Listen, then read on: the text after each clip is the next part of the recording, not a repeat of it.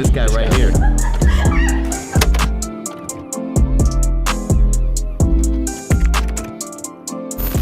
What is up, hustlers? Thank you so much for joining me. Welcome to the No Excuses Show. My name is John Danes, and I am your host. Got a super special guest today. I'm super excited about this.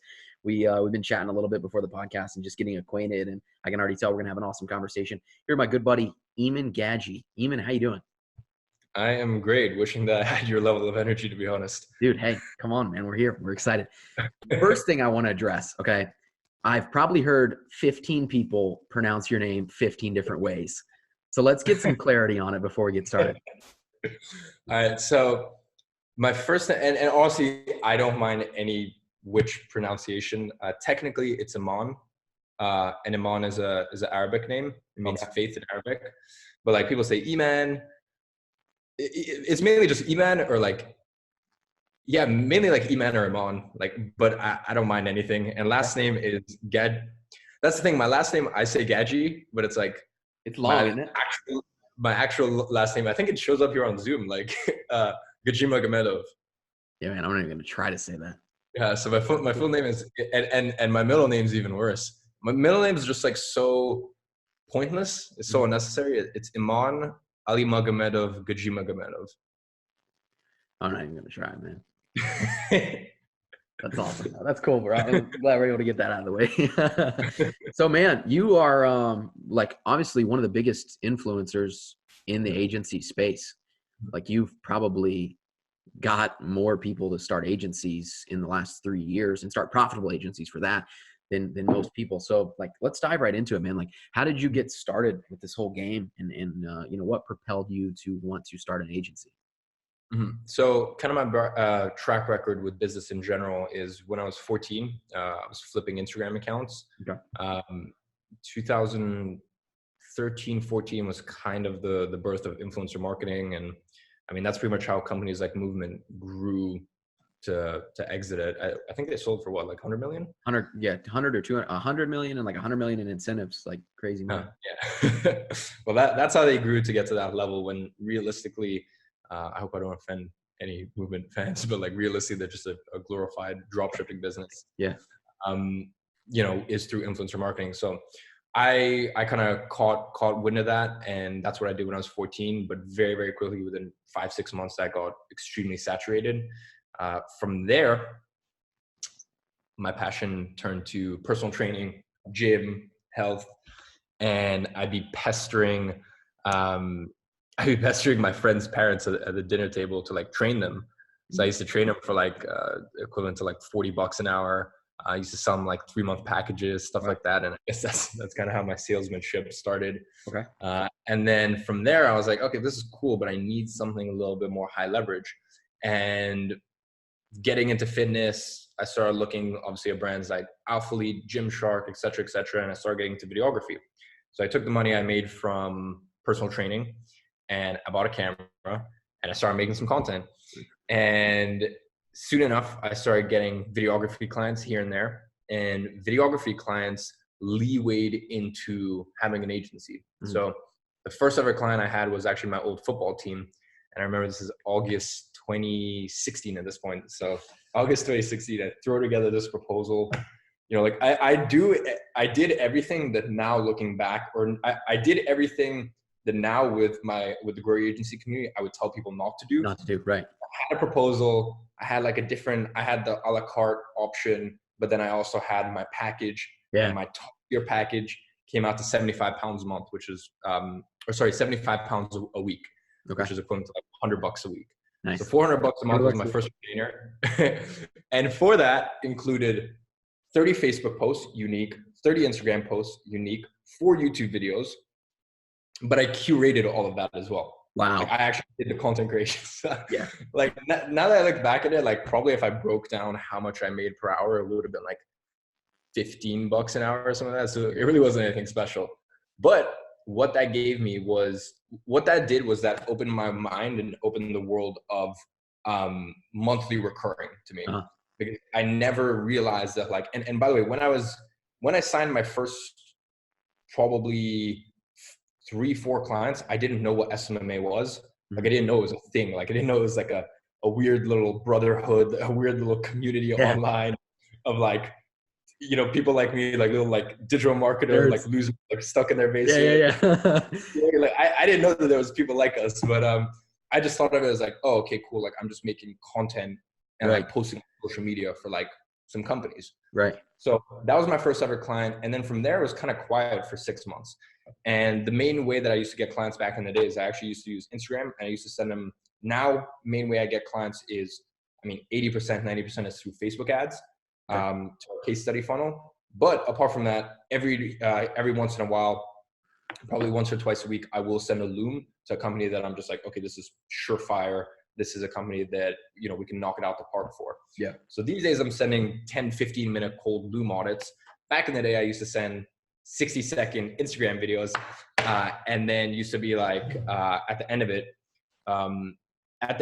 the main incentive to meet for a coffee was very, very simple, which was, look, I wanted to save the juiciest stuff for in-person meeting. Don't have time to go over it here. But look, if we can just have a quick 20, 30-minute coffee, I'll relay it to you. If at the end of it, you want to take it and run away and implement it with your team, that's fine by me.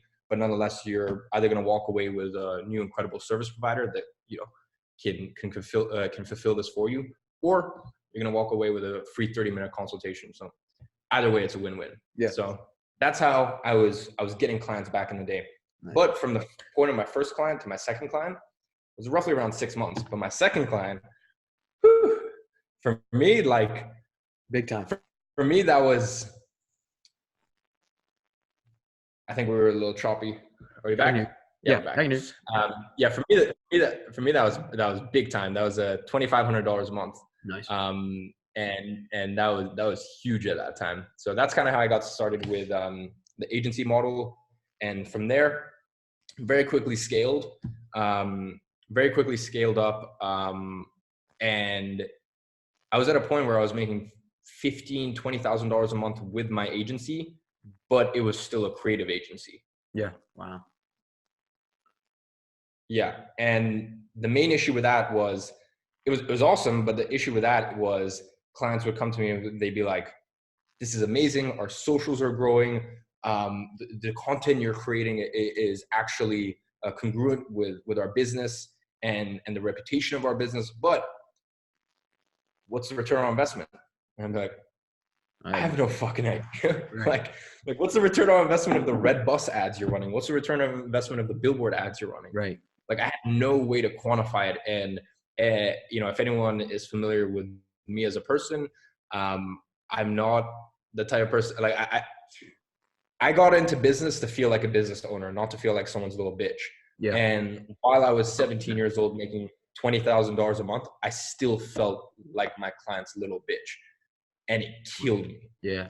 And from there, I decided that I need to learn advertising. I need to learn paid advertising. And, you know, at the time my agency was only offering Facebook ads, but I realized that I needed to do this. And what happened was actually quite comical. I had all of my clients, and I was making, at the time when I realized this, I was making around $15,000 a month. So I started pitching for really cheap. I'm talking $1,000 a month, Facebook ads on top of their existing retainer. And one thing, not to interrupt. So how familiar were you with Facebook advertising at the time? At the time where I made this realization, not whatsoever. Okay. Obviously I had, yeah. I want to stress that right now because there's so many people, and I know you probably hear it all the time. I was talking to somebody today, like for us, and I know it's the exact same for you. You probably started, like most of your offers that you developed and sold the shit out of, you probably didn't even have any back end or like a lot of fulfillment worked out. You just said, I'm going to sell this. If people buy it, then we'll actually work on fulfillment. So I wanted to touch on that because I figured you and I were the exact same way in that. Exactly. And that is what is so comical about this is the fact that, and keep in mind, this is September, coming into September of 2017 at this point. I made the realization that I need to learn paid traffic probably around June of 2017. So for 2-3 months, I was learning. So I got all the courses I could get my hands on. Because keep in mind, I was making good money at the time, good money with my creative agency. So I had the money to spend on some coaches. I worked with a Facebook ads coach. So conceptually, I was learning this stuff. So I was like, all right, cool, I'll sell it. But I'd never run an ad before. I'd run a couple test campaigns on my own ad account, et cetera, et cetera. What was so funny was I was making all this good money with my agency. I sold it as an upsell to my existing clients.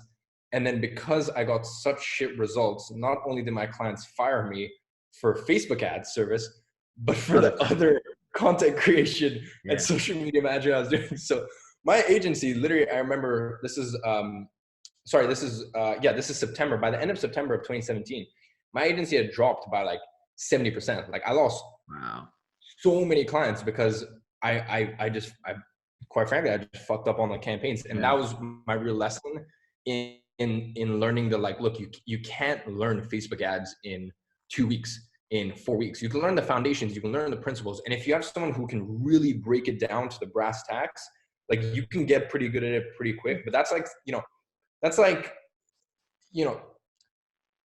you can't get world-class at Facebook ads in 30 days. And like, that's like saying that you can literally go from never playing tennis before to in 30 days being like a pro at tennis. It's just like, it's not going to happen. Yeah. You know what I mean? Like that, the concept of that is laughable. So what you can do is you can teach people the foundations of copywriting. You can teach people the foundations of Facebook ads.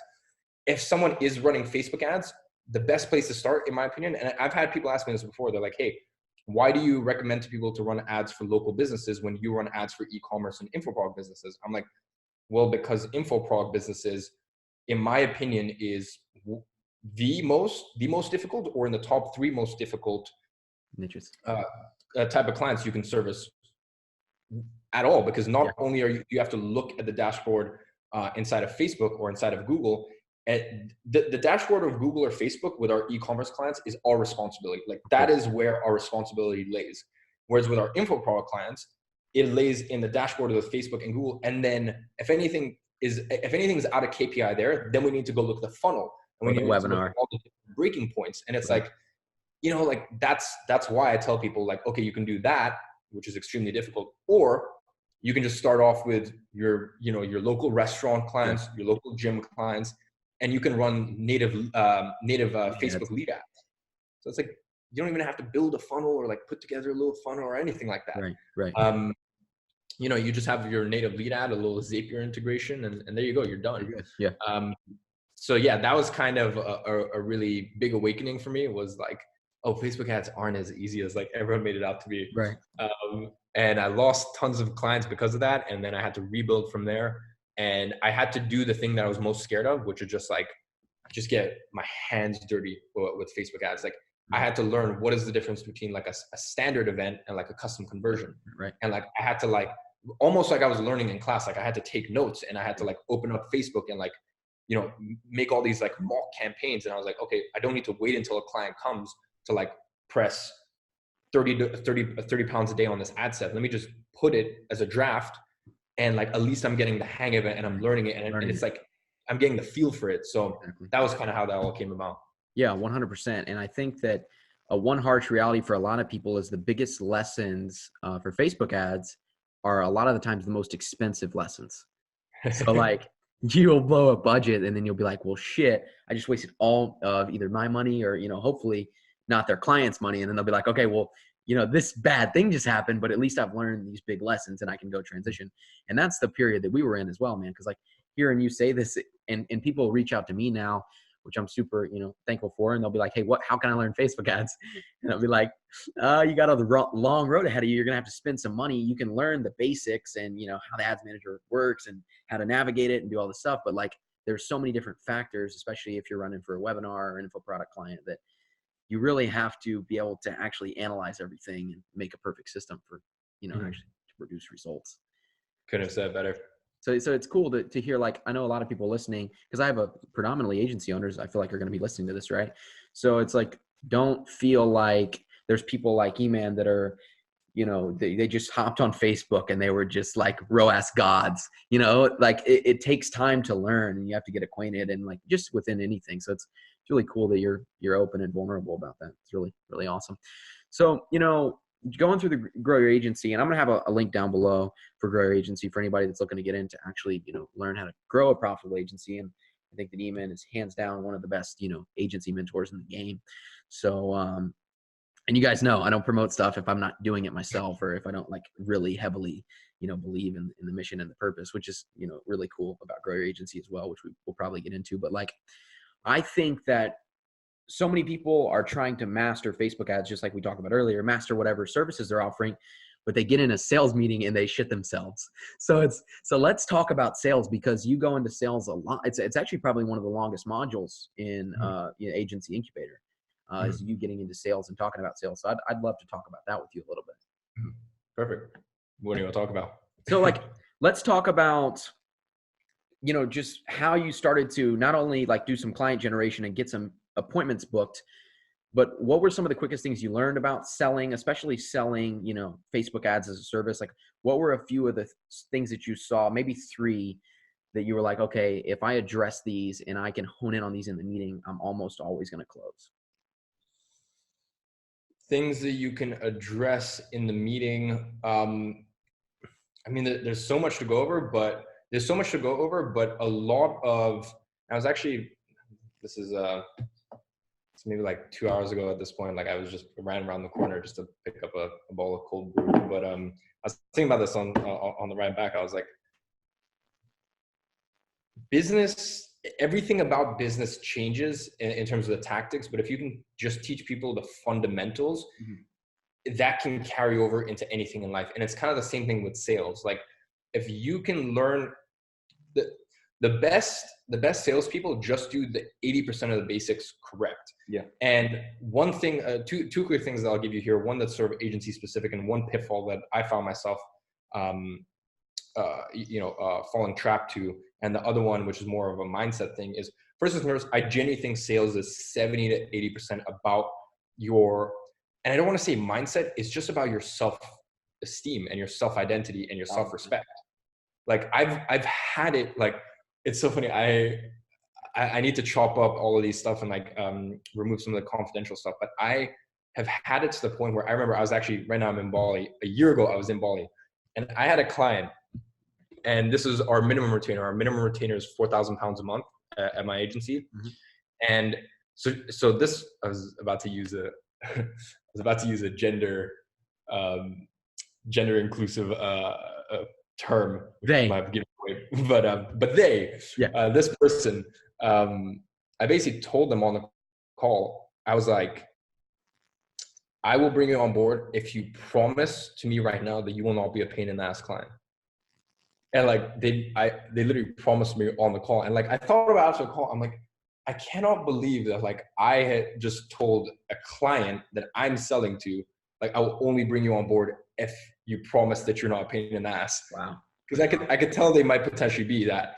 And funnily enough, they did turn out to be exactly that. And I'm usually a pretty good judge of character, by saying in the past like 18 months, that's been the only mistake I've made with a client. But my point is, from the get-go, if you come into it with an abundance mindset, and this is going to sound like really like airy fairy, but like it's just the God's honest truth. Like if you come into it with the mindset that the client needs you more than you need them, because you need to understand, like, and I talk about it in Agency Incubator, like there's agencies, and then there's results-driven agencies, and then there's results-driven agencies with good operations. Right. And it's like, realistically, just even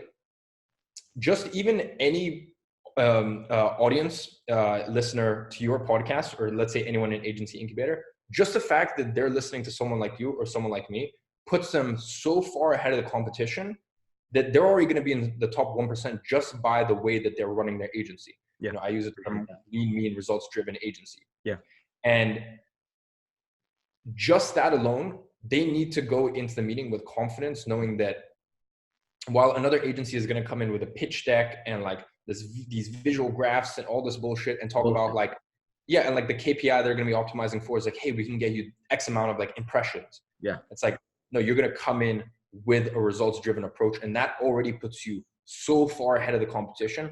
So just knowing that, that's number one. Another thing is that I would want to mention is, one thing, it doesn't matter what industry you're in, you sell a couple different ways. You sell with emotion, logic, and I'd say most of the time you put the nail in the coffin with logic and just how much of a no-brainer it's going to be.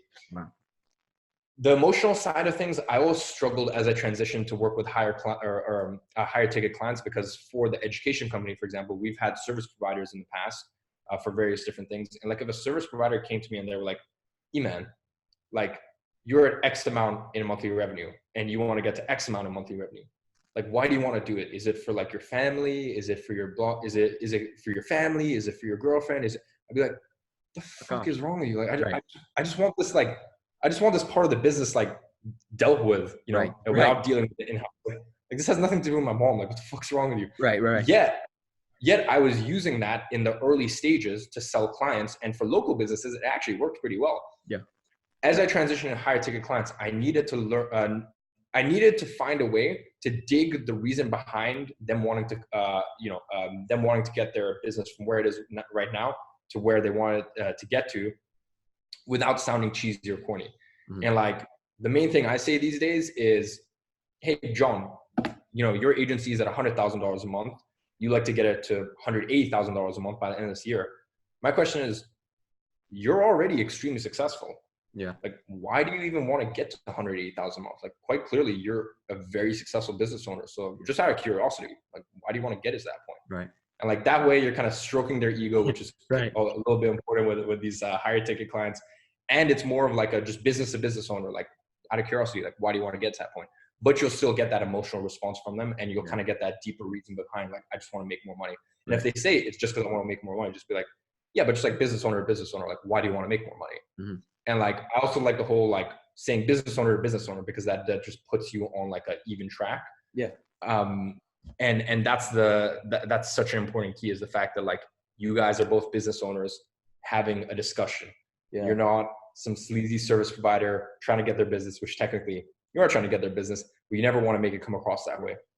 Yeah. I want to know how much you agree with this methodology. This is something that Adam and I say all the time. We'll be going to a meeting and I'll be like, listen, they don't care about pixels, or, you know, like they don't care about dynamic copy. Like they want to know, hey, if I give you guys X amount of money, can you turn it into Y amount of money? I think like so many agency owners, or more importantly, agency educators will be like, okay, look, I've got the new thing. You're going to have a Google ads agency, or you're going to do YouTube ads, and you're going to be able to make people all this money. I follow the methodology of it doesn't as much matter what platform, as long as you can drive your clients real money, they're going to continue to pay you. Would you agree with that? Yeah. You don't care what material the drill is made out of. You don't care, like, is it the latest like technology, like drilling, you just want a hole in the wall. And like you just want, like, people are just looking for outcomes. And if you can make that outcome very appealing and very clear, and the other thing that's very important with clients is just making the process very clear, how the outcome that they're going to get, but what is the process to get there? And you want to speak to them as if they're a fifth grader. Because the thing is, like, they're not going to know what a custom conversion is, most likely. They're not, unless you're speaking to an e-commerce business, an info product business, which is what my agency deals with these days. But like, if you're starting out, they're not going to know what a pixel is. They're not going to know what a custom conversion is, like all this crap. They just want the outcome.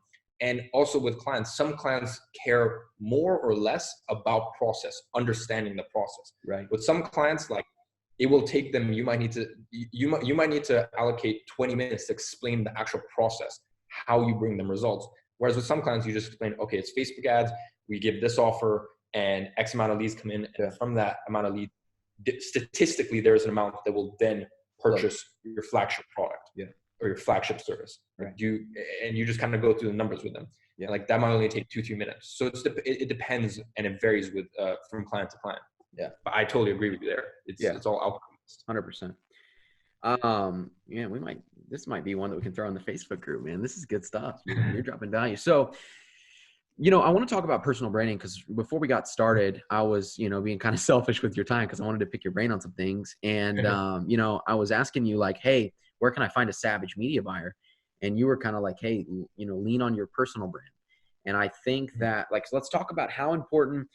And I don't want people to take this out of context, because I don't, and I know Eamon's probably going to say that having a personal brand is important, which it is, but like, we're not saying focus on your personal brand instead of your agency. We're not saying go out and speak on 40 stages with 0 clients, but like, how important do you think, after you've built a bit of an agency and after you've seen some success, how important is it to build a personal brand, and how, much benefit have you seen from building all your stuff around your personal brand? And I love the fact that you said there, after you found some success with your agency, right? Because that's the key point right there. Like for me, when I'm trying to get people to 10K a month with their agency, I tell them aggressively, and I tell them, okay, first you do an audit of all your social platforms, you clean everything up. Yep. So that way if a client ever does look at your profiles, it's all clean, squeaky clean. Yep. It goes back to your agency website. It says exactly what you do. Perfect. You don't need to have a huge following, anything like that. It just looks legit. There's no photos of you, drinking at like a frat party or something like that. Right. It all looks clean. It all looks legit. And then once you do that, delete Facebook off your phone, delete Instagram off your phone. Don't think about your personal brand whatsoever until you're getting to 10K a month. Because in my opinion, when you are trying to take your business from wherever it is, 0 to 5K a month, 5K to 15K a month, 50K to 100K a month, 200K a month to $1 million a month, like whatever stage you're at with your business, the number one thing that's going to hold you back is focus. I genuinely think it's such a rarity that the thing holding you back from getting the results you want with your business is you don't know the information, because information is so easy. Even if you don't know it, it's so easy to find it and pay someone to teach you. It's just so, information is just so, as I said, it's so easy to find these days. It's never really a thing holding someone back, because as I said, you can pay someone to get that information. You can find it yourself, depending on the scenario. The main thing is focus. So if you're trying to grow your agency to 10K a month, in my opinion, don't focus on your personal brand at all, and just focus on keeping your focus. Right. But once you get past, I'd say 10, 15, 20K a month, then start to build some your personal brand. Because at the end of the day, in my opinion, if you're trying to hit 7 figures with your agency, the best way to do it is, and the best way to do it in terms of bringing in leads is through a personal brand, because the clients are coming to you. Or that in my opinion, that's the second best means to get client. And the best means to get client is through Facebook ads. Yeah. Because once again, you can just you load balance. Like the past 4 or 5 months have been so busy for me with the launch of Agency Incubator, the launch of the clothing line, visiting the schools in Nepal. Like it's been so busy that we've turned off cold ads on Facebook for the past 4 or 5 months. Right. Because we're load balancing, because we can't bring on any new clients at the moment. We also have our type form is full with applications already. Wow. But now going to 2020, now that I want to, sink some more whales, once again, knowing that, flick of a button, turn on the campaigns again, and there we go. I've got lead flow, predictable lead flow. Yeah. And I know how much the cost per application is. And unfortunately, one sort of drawback from the personal brand is with my funnel, I can't have the pure KPI that I'm optimizing for, unfortunately, isn't cost per call booked, because I can't put my scheduler out there because people just fuck with my scheduler. Yeah. They'll just fill up times, which is annoying. So for us, we have to just do per application. But nonetheless, I know how much I'm paying per application. I know how much I can spend on an application. And for me, for example, our average agency retainer is around 6,500 to 7,000 pounds. So and we have a 3-month minimum. And then from there, we know what our retention rate is. So I'm willing to spend up to 6,000 to 7,000 pounds to acquire an agency client. Right. I don't know any other agent. I don't know very many other agencies that are willing to do that. Yeah. So for me, that's the number one. But below that, as I said, is the personal brand, in my opinion. And the other thing is, I know that my personal brand means that our results on Facebook are better. Right. I know that because I have a personal brand, because they can, after they watch the case study, they can look into me, they can look into my background, they can look into some of the clients we worked with, et cetera, et cetera. I know that helps the KPIs on Facebook. 1,000,000%. So with your personal brand, you have developed almost a celebrity status. When you were like, hey, I'm quitting social media, I thought Instagram was going to explode. So, I want to know, how do you avoid tire kickers in that situation? How do you avoid people just wanting to hop on the phone and be like, yeah, I have this company, blah, blah, blah. And then being like, I'm such a big fan. What's up? I want to know what's kind of the process behind that, just selfishly, and for, all the other agency owners out there. So just, unfortunately, as I said, one of the annoying things with the personal brand is I can't, when we're running ads, the end of the funnel, I can't put my scheduler, as I said. So the way that they apply is with Typeform. And what we'll do is I'll look through a Typeform and I'll just look for any inconsistencies. For example, if they say that their company is let's just say bootstrap.com, bootstrap.com, and they're in their application, their email is like Gmail. chris@gmail.com. I'd be like, that's already a huge red flag to me. Nice. That's already a huge red flag to me. The thing is, if they have a business domain and then that matches up to their business website, then either way, like I know that it's legit, because if it's not them, then whoever actually owns the company is getting the email. So, or it's just going to give me a bounce back. Yeah. So, for me, just the main thing is, as long as they have a business domain and that matches up to the domain of their business with the domain of their business, and then the socials, I can kind of do my digging around from there. Technically, they could lie about how much money they're making per month. But once again, that's nothing that's ever really happened to me before. I've never really had like someone just literally be like, "Oh, I just really wanted to talk to you." Right. I've had people who maybe I've misinterpreted how much they're making, or with some e-commerce clients, I've misinterpreted their margins. Thought their margin would be higher than it would be. And then that's kind of where it's like, all right, well, this 45-minute call kind of went to waste. But nonetheless, I still have strategic referral partners. So I send them to them, and then I get a kickback if they bring them on board. So it's never really a wasted 45 minutes, but I've had those sorts of situations. But no, that makes sense. Makes a lot of sense. So, one of the things that I respect the most out of you, and I hope maybe you got some kind of this vibe from me, you're in this game for longevity more than anything.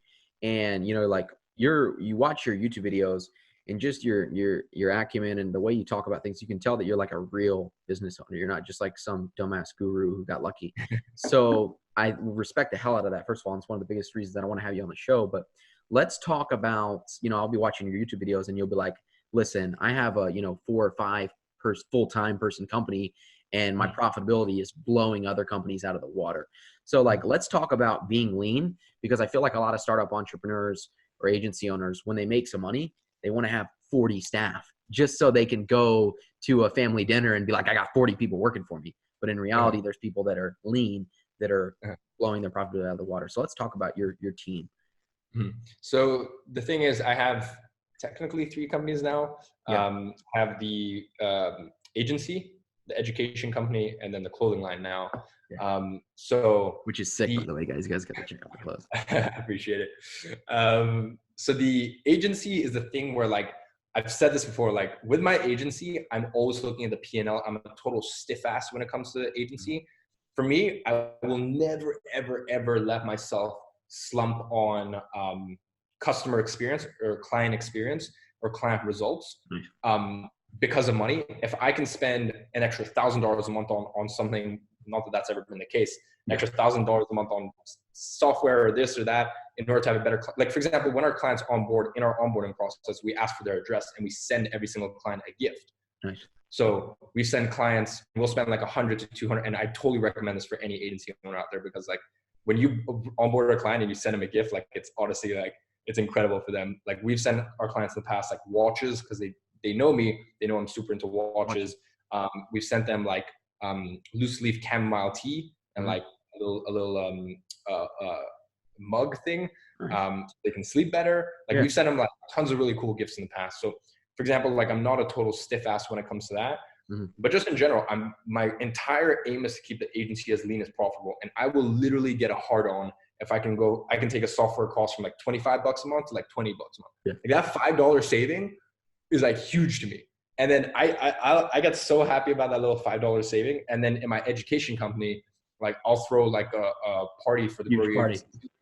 And like it'll cost me like $30,000 for like a party. And I'm like, I don't even think about it, because like the education company for me, I'm technically a very reckless business owner when it comes to education company, because that is like my passion project. So like kind of like we have fun there, and like not to say I don't look at expenses, but like I'll let expenses fly. It just means we get to build more incredible stories, and just the students get to have more fun, et cetera, et cetera.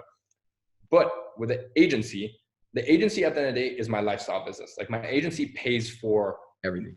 The agency, in my mind, that is the thing that I can base my lifestyle off of. Any of the cool shit I have in my life is because of my agency.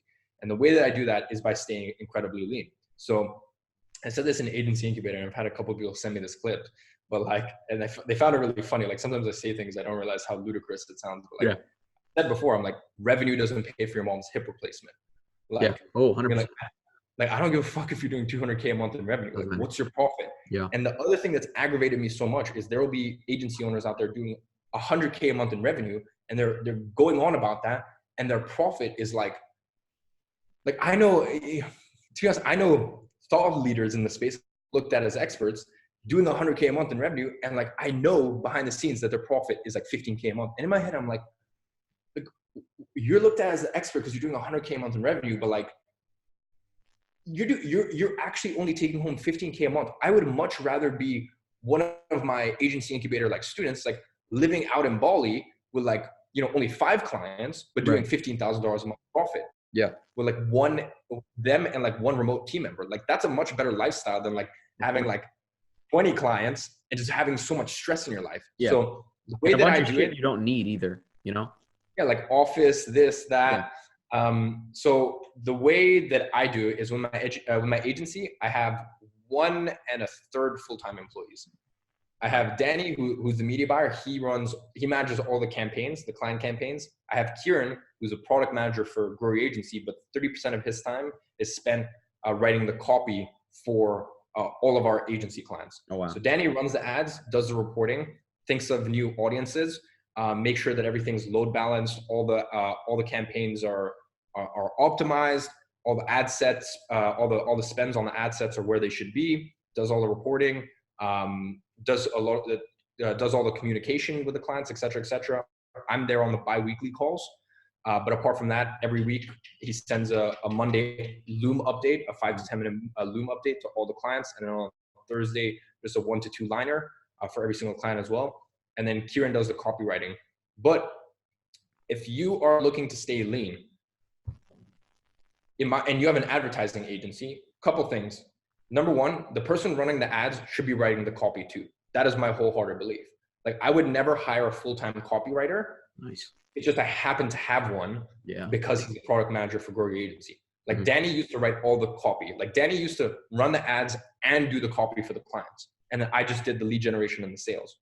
Like he literally did the entire service delivery for the clients. And Danny and Kieran are back in on your personal brand as well?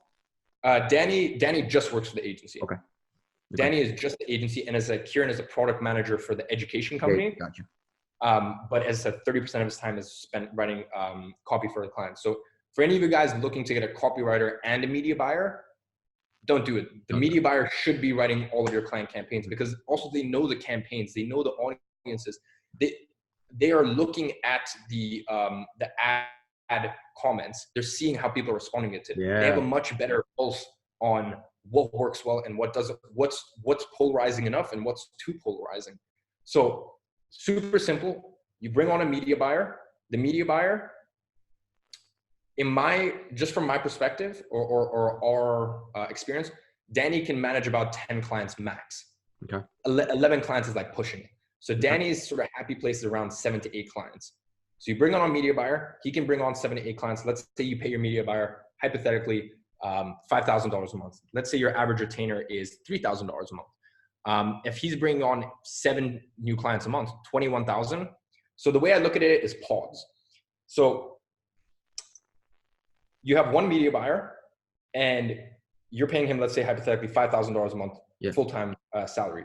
He's doing the service delivery for 21,000, or let's just say $20,000 worth of clients. You're making $15,000 from that pod. Now you're making an overall $15,000. Which is how all the huge agencies do it too, like fucking massive $100 million. Exactly. And that's the only way you can scale it. And then you have that pod. And then let's say Danny, let's just say your media buyer, his name is Chris. And then Chris reports to you. And obviously you're there on all the onboarding calls, all the client calls, et cetera, et cetera. There's 2 of you. And you just focus on the service delivery, the selling and lead generation. When you want to scale your agency, you bring on another media buyer. And once again, you fill this media buyer's roles and responsibility by bringing them another 7 to 8 clients. And now you have 2 pods. And now let's say hypothetically, if you have between 10 and 16 clients, you can still do all the client communication yourself, et cetera, et cetera. It's not too much, but if you bring on another 3rd pod, now what you do is you bring on a manager. You bring on a manager and all communication goes to the manager and the manager communicates with you. And the manager's entire role is literally just like client relations. And like, that's how you build it out to, having 10 media buyers managing 70 clients. 80 clients, right. and bringing in quarter million to $500,000 a month in revenue is by doing play loading it that way and having a decentralized model. That is the only way to scale. The way that most agency owners fuck up, and I've seen this time and time again, is by not having a decentralized agency. The way they do it is they have like a media buyer, and then they have a copywriter, and the media buyer and the copywriter need to talk to each other. And then the copywriter needs to talk to the client relations manager, and the client relations manager needs to talk to you. And it's just this one big fucking mess. So you need to be really strict with the actual structure of your agency. Yeah, that makes a lot of sense. And with systems and your procedures, and I know you're huge on this and you're a master with it, you can't really build systems until things start to break, until you start to actually stress test things. So like with Danny, if if you would have been like, okay, well, I'm going to have Danny, then I'm going to have Kieran here, and then we're just going to bring on a bunch of clients, see what happens. Like, that's how you figure it out, and that's how you stress test. And then you can actually have a duplicatable process that you can say, okay, here's what Danny can handle. He can handle 8 clients. Now I can bring on another media buyer who can also handle 8 clients, and then you can scale from there. You actually have to have some predictability in it. So that's a great takeaway. That's huge. So yeah, man, I mean, dropping bombs. I love it. I really don't have a ton of other stuff for you. It's like, that's so valuable just for anybody looking to build an agency. And I hope everybody can see like how much value, you deliver, and especially like watching your YouTube videos. And even if it's just fun lifestyle stuff, like it's just, it's pretty cool stuff. So yeah, I appreciate you coming on, man. I appreciate you for having me. Yeah. Thanks for the words. Of course. So everybody go check out all of Iman's links in the description below. I'm going to have his YouTube and his Instagram down there. I'll also have a link if you want to go check out Agency Incubator, which if you're trying to start an agency or you already have one, it's a resource that I highly, highly, highly recommend. As I've said on the podcast a million times, as Iman just said, he did a bunch of dumb shit when he was first trying to start out, and you don't have to do that. So yeah, guys, make sure to go check that out. Thanks again for coming on, buddy. And to all my listeners, as always, remember, no excuses. Come on. I ain't going back. Splitting 5 on McDoubles. I ain't going back. When there was no rush, just rustle.